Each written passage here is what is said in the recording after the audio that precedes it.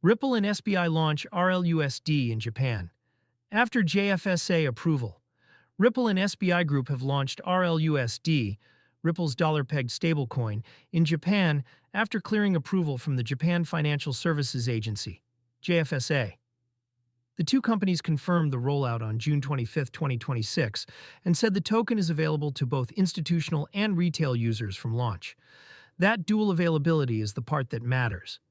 Japan runs one of the strictest stablecoin regimes among major markets, and very few foreign-issued tokens have made it through to ordinary users.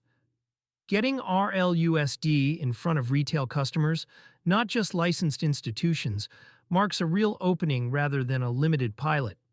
A regulated path into a closed market, Japan rewrote its stablecoin rules in 2023, restricting issuance to licensed banks, trust companies, and registered money transfer agents.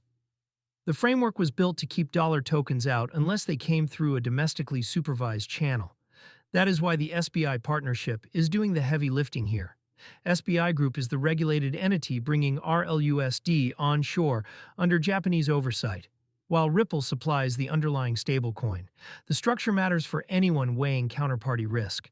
A stablecoin distributed through a JFSA-supervised partner sits inside a defined legal perimeter, with reserve and redemption expectations attached, rather than circulating as an offshore token users hold on trust. For a market that watched the FTX collapse freeze customer balances, supervised distribution is a selling point in itself. RLUSD is backed by cash and short-term U.S. Treasuries and has been positioned by Ripple as an institutional settlement asset since its own launch. Japan adds a large payments-heavy economy to its list of approved venues, and a partner in SBI that already runs exchange, brokerage, and banking arms. The cross-border case for a dollar token in Japan. A dollar-pegged coin in Japan reads oddly at first glance, but the demand is real on the cross-border side. Japanese institutions settling trades, moving funds between regional offices, or accessing dollar liquidity have leaned on slow correspondent banking. A regulated dollar stablecoin gives them an on-chain settlement leg that runs outside banking hours. This also lands days after SBI's separate move toward a regulated yen stablecoin. The two efforts are not in conflict. A yen token serves domestic settlement, and a dollar token serves cross-border flows, and SBI is positioning itself to sit on both rails. Ripple, for its part, has been collecting approvals across jurisdictions, including preliminary MiCA clearance for EU-wide services. The spending and card angle, stablecoins, are the funding layer underneath a growing share of crypto cards, so a new regulated dollar token in Japan is worth tracking even if RLUSD never appears on a card directly today.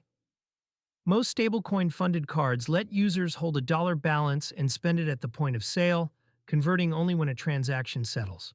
A JFSA-approved RLUSD expands the menu of dollar value that Japanese users can legally hold, which is the precondition for any future card integration.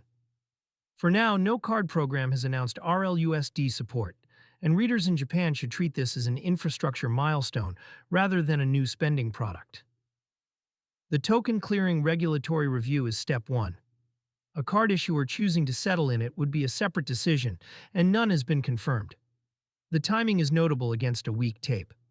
As of June 25, 2026, the broader market sits in extreme fear, with XRP trading near $1.07, down about 3.3% on the day, and Bitcoin around 60,161.